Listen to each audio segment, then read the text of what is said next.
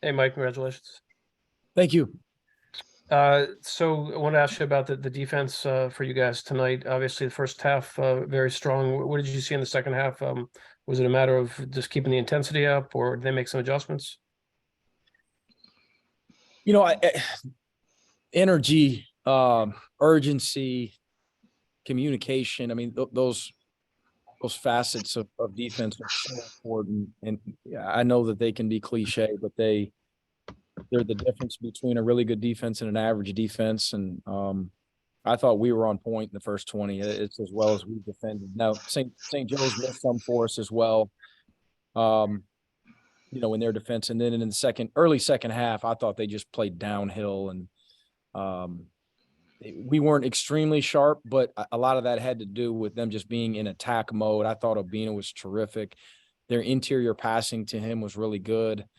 Coach Lang does a terrific job spacing you. They've got 4 and 5 shooters out there at times, and this was one of the better offensive efficiency teams early, in college basketball. And so the overall look at it was pretty good. I mean, we're ahead defensively, we're further ahead, of course, than we are offensively. And certainly in those first 20, that's probably our best version to this point in the season. Mike, talking about the defense in the first half, St. Joseph's came in and had shot a lot of 3-pointers. You allowed 8 attempts in that first half. What did you feel like worked as far as not allowing them to even get shots up from deep? I thought with a lot of the ball screen stuff that they were doing, some of the even the screening off of the ball, we were doing some switching, and with certain matchups, we were trying not to switch depending on their lineups. Again, I thought we were in a stance. I thought the basics, we were moving with the ball. We were seeing both ball and man. Our level of urgency was high. And again, I think there was a big difference between our level of communication in half one and half two. In half one, it was about as sharp as it's been in any game or practice.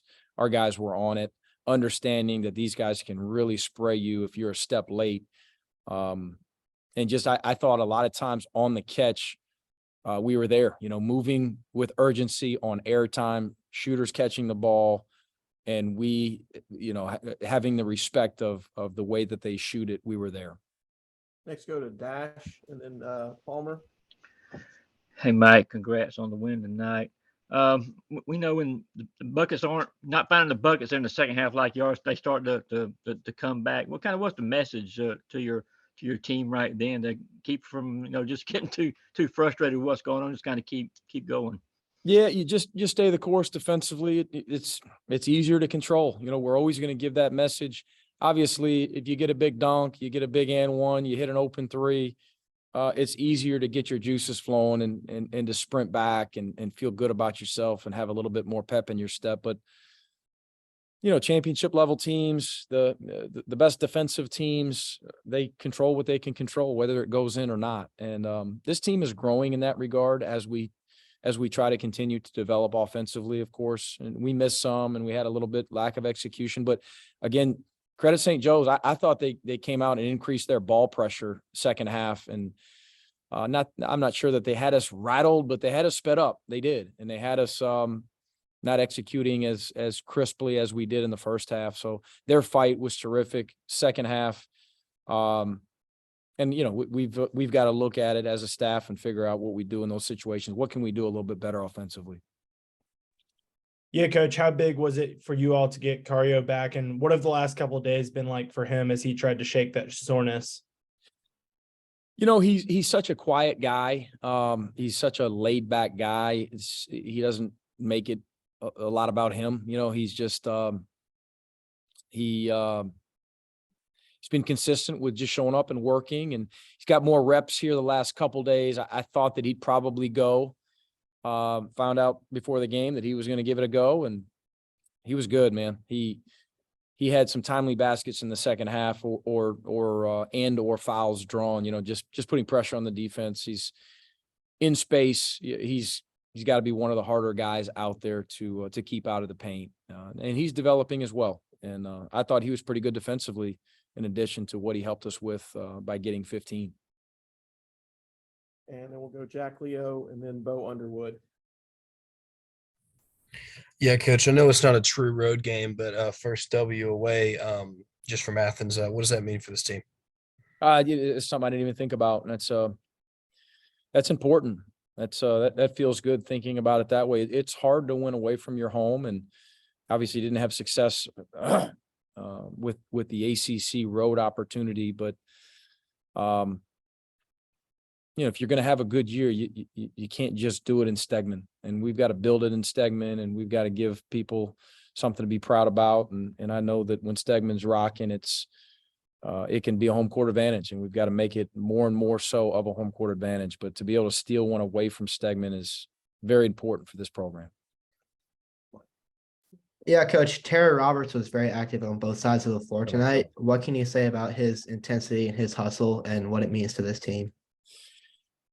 He's an engine. I don't want to say he's the engine. We've got a bunch of guys that bring it, that are hungry, to have team success. And he's I've said it for a couple months. He's a high level competitor. He just, every drill, every wind sprint, offense, defense, if there's a competition on the line, it's important to him, and he's ticked off if he doesn't have success. And he can be emotional, and we've got a few guys like that, that you'd rather try to continue to back them off a little bit, to get guys to calm a little bit than to rev up a guy and beg him to compete. And with Terry, you never have that issue. This guy is ultra competitive, plays really hard. The ball's in his hands a lot, and it was tonight. I thought he got winded a couple times because we're relying on him in his playmaking off of ball screens a lot as we continue to find different avenues, for guys to have success. We gotta find ways for Kai to have success, on different areas, in different areas of the floor. And Cario, I got to help him more. And Jabri, I thought his teammates got him some looks tonight. He got going, but Terry right now is shouldering a lot of the load in terms of creating for others. Any other questions for Coach? Mike, I didn't see Jackson out there. Any particular reason he didn't get out there today? No, really surprised, honestly. He's been terrific. He's healthy. He's a big part of what we do. It's just hard to play 11 or 12. And it was late first half, and heck, we were playing as well as we've played in any game or practice. And it was one of those, if it's not broken, why try and fix it? But it definitely wasn't a premeditated decision in any way. Heck, he might play 25 minutes tomorrow. I don't know. But one thing about Jackson, he's going to be ready. And he is as happy as anyone in that locker room that Georgia won. Yeah, Coach, speaking of tomorrow, I don't know how much of the early game you got to watch or how much scouting you did of them ahead of time, but UAB, talented group, what do you see out of them?